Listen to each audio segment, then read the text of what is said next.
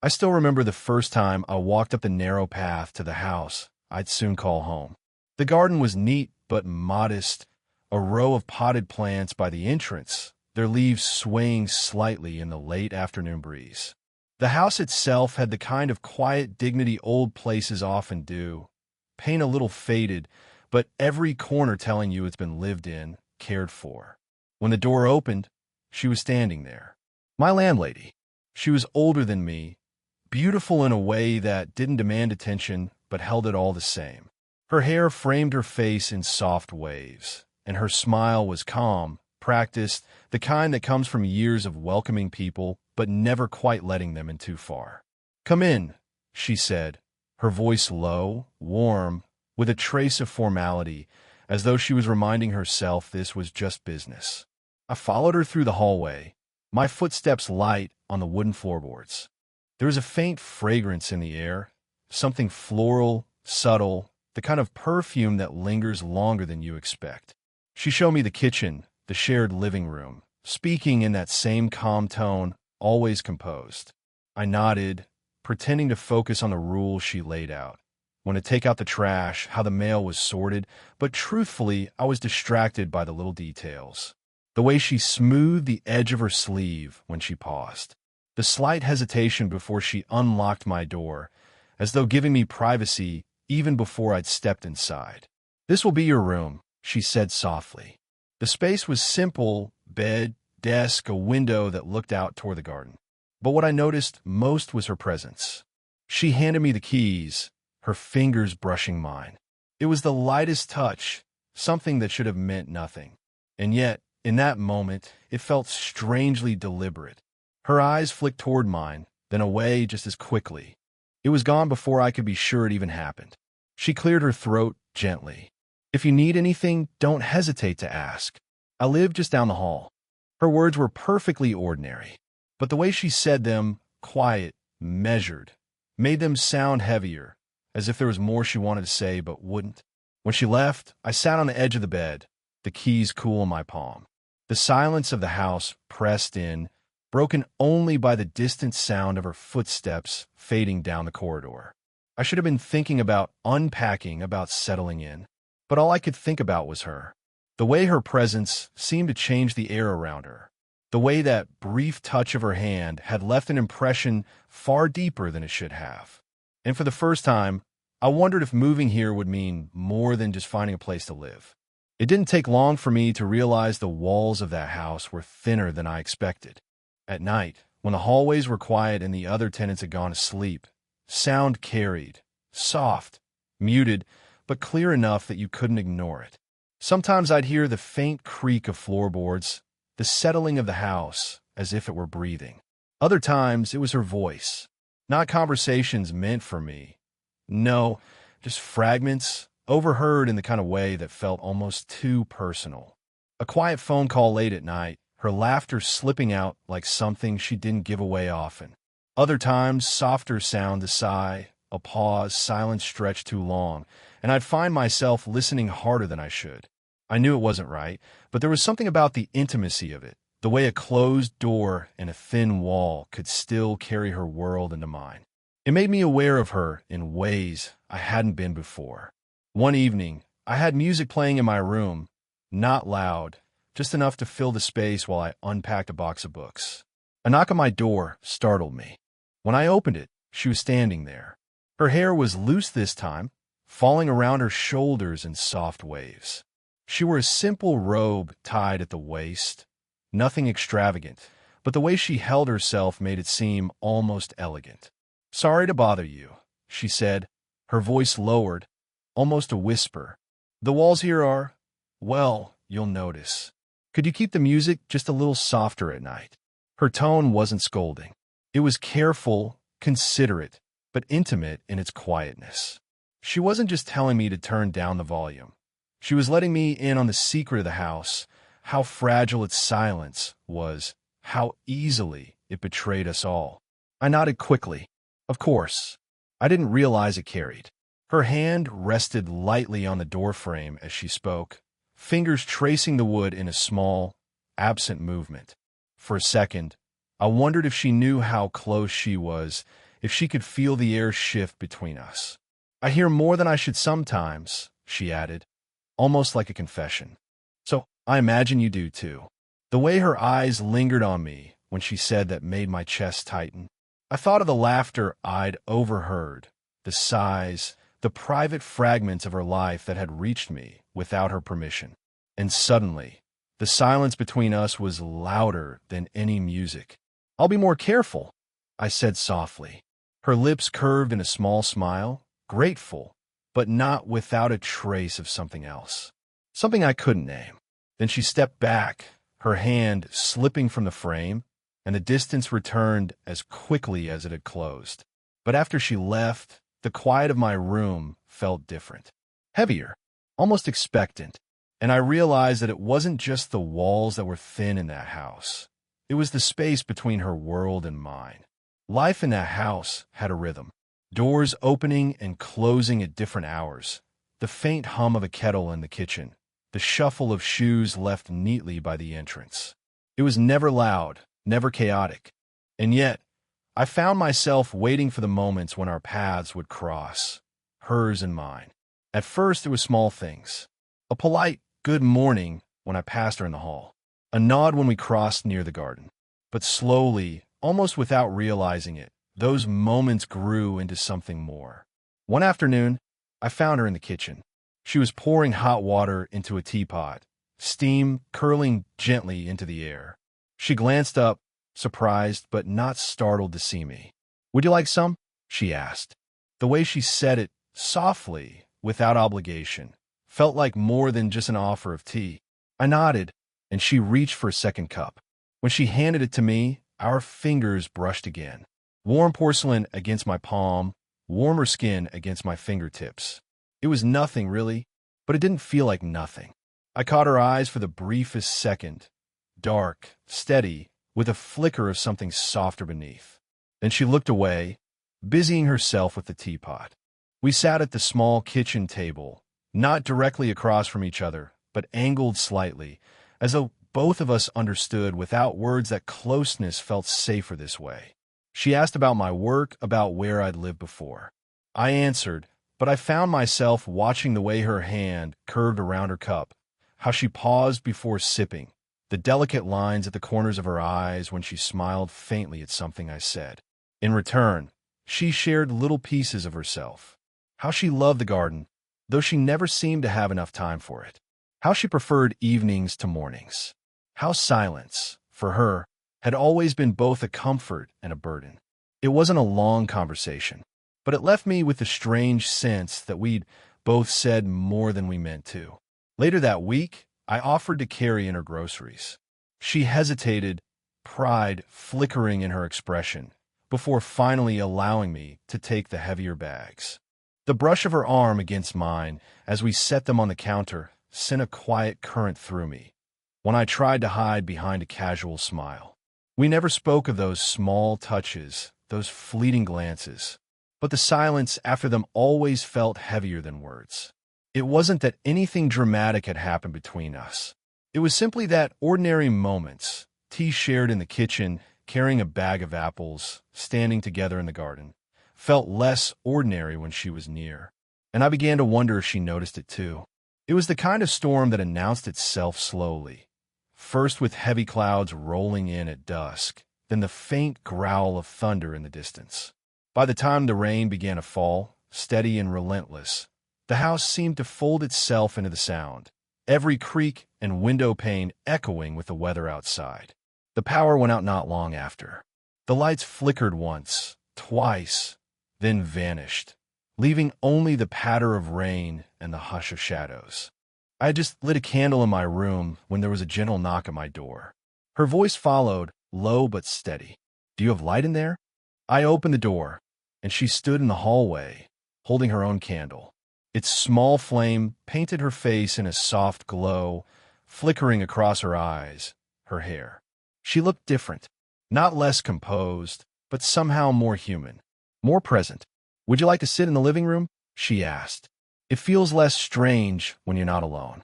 I nodded, and we walked together, the rain tapping hard against the windows, the storm wrapping the house in a cocoon of sound. We settled on the sofa, a single candle between us. The room felt smaller somehow, the shadows drawing us closer. For a while, we sat in silence, listening to the storm. I could hear the rhythm of her breathing, steady, a little slower than usual. Her hands were folded in her lap, and I noticed the way her thumb traced an absent circle against her palm. Eventually, she spoke. I don't usually enjoy nights like this. Too many memories. Her tone was calm, but there was something fragile beneath it. I didn't press, just waited. She gave a small, almost self-conscious laugh. Funny, isn't it? People think quiet and solitude mean peace. But sometimes it just reminds you of how long you've been alone. Her words hung between us, heavier than the storm. I wanted to say something to ease the weight in her voice, but what came out was simple. I understand. And in that moment, I think she believed me.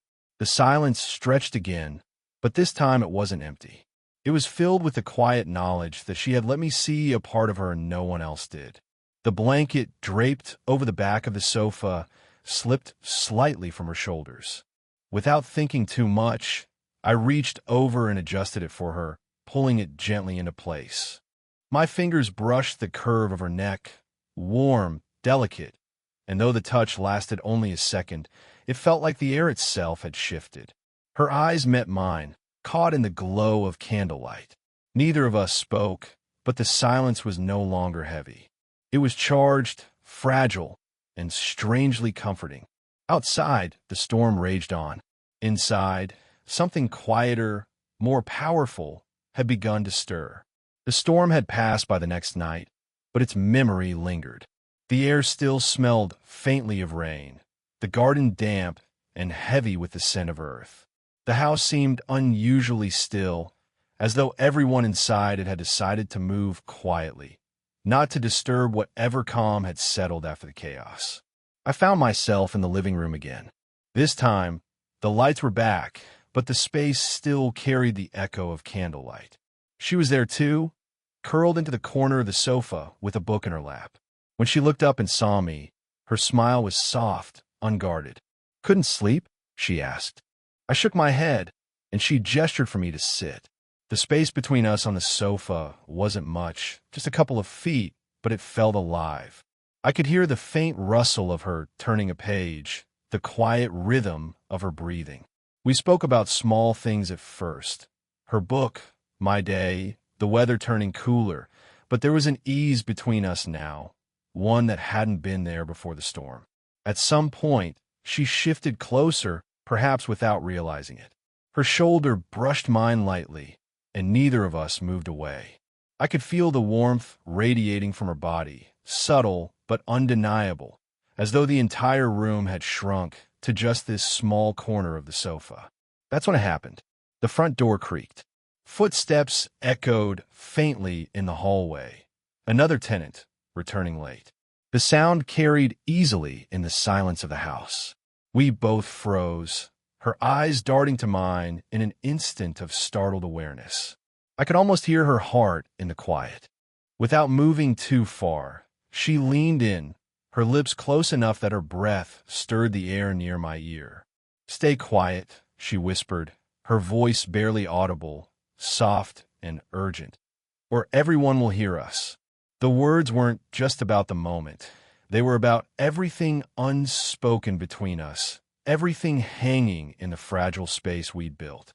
Her hand came to rest lightly on my knee, almost as if to steady herself, but the touch sent a current through me. The hallway noises faded, a door closing somewhere in the distance, but we stayed still, caught in that suspended silence. Her face lingered close to mine, her eyes searching, her breath warm against my cheek.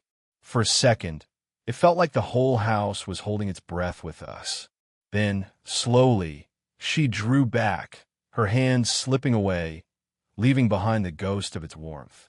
She reached for her book again, though her fingers trembled just slightly as she turned the page.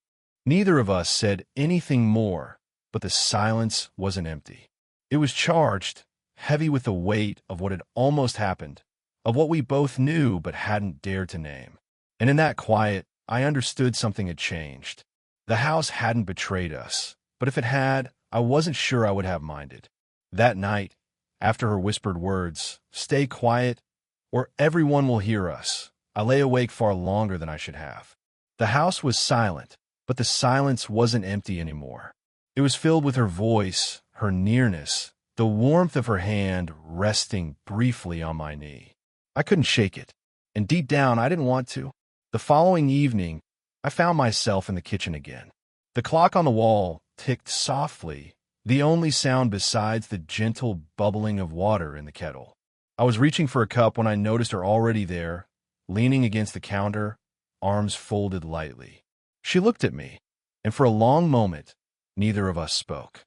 The quiet stretched between us like a thread pulled tight. Then she gave a small, almost rueful smile. "You're kind," she said simply. "Kinder than you realize." I frowned slightly, unsure what she meant. "What makes you say that?" She hesitated, her gaze dropping to the floor before meeting mine again. "Because you don't push. You don't pry. Most people, they want too much, too quickly.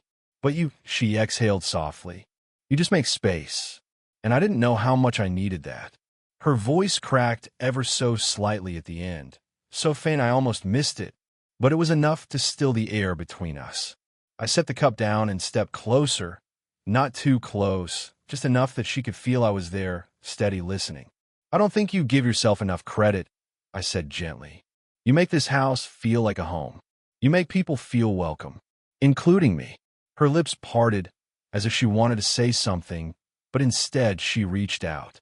Slowly, cautiously, her hand came to rest on mine where it lay on the counter. Her fingers tightened just slightly, as though she feared I might pull away. I didn't. Instead, I turned my palm upward, letting our hands fit together, the gesture quiet but certain. The warmth of her skin was startling, not because it was unexpected, but because it felt so right. She drew in a shaky breath, her eyes searching mine, vulnerable in a way I hadn't seen before. "I haven't let myself feel close to anyone in a long time," she admitted, her voice low, almost breaking. "I know," I whispered back, "and I'm not asking for more than what you're ready to give." Her shoulders relaxed slightly, the tension in her posture softening. She gave the faintest smile, one filled with both gratitude and something deeper, something she was still afraid to name. We stood there in the quiet of the kitchen, our hands entwined, the world beyond that moment fading into nothing. The kettle whistled softly, steam curling into the air, but neither of us moved to pour the tea. It wasn't about tea anymore. It wasn't about small talk or the walls or even the house itself. It was about her hand in mine and the quiet certainty that we had finally crossed a line neither of us wanted to retreat from. Morning light has a way of softening everything, as if the world wants to begin gently before it remembers how heavy it can be. When I walked into the kitchen the next day, sunlight poured through the window, spilling across the table and warming the tiled floor. She was already there, standing by the stove, hair loosely gathered, a simple blouse draped across her shoulders. She looked ordinary and yet not at all. The sight of her in that light felt like something private, something I wasn't supposed to see, but was grateful I did. "Good morning," she said, glancing over with a faint smile. Her voice was calm, even, but it carried an undertone I hadn't noticed before. Softness, a steadiness that came when you stop hiding. "Morning," I replied, taking a seat at the small table. The wood was still cool beneath my hands, though the room was already warming with the smell of coffee and toast. She moved quietly, setting a plate in front of me. Eggs, bread, fruit, simple but thoughtful. When she placed the plate down, her hand brushed my shoulder. Not by accident. Not this time. Her fingers lingered for a second longer than necessary, and when I looked up, her eyes were waiting for mine. There was no rush in them, no fear, just an unspoken acknowledgement, like we were both admitting what we already knew. We ate without much conversation, but every silence felt different now. It wasn't heavy. It wasn't hesitant. It was comfortable, filled with the quiet assurance that nothing had been broken the night before when she let her hand slip into mine. If anything, something had been mended. When she finished her coffee, she sat back, studying me for a moment. You know, she began softly, this house has seen a lot of people come and go. Some stay, some leave. I've never thought twice about it. Her words paused there, but her eyes didn't leave mine. And yet, she continued, I find myself hoping you'll stay longer than most. It wasn't a declaration, not even close to a confession. But it was enough.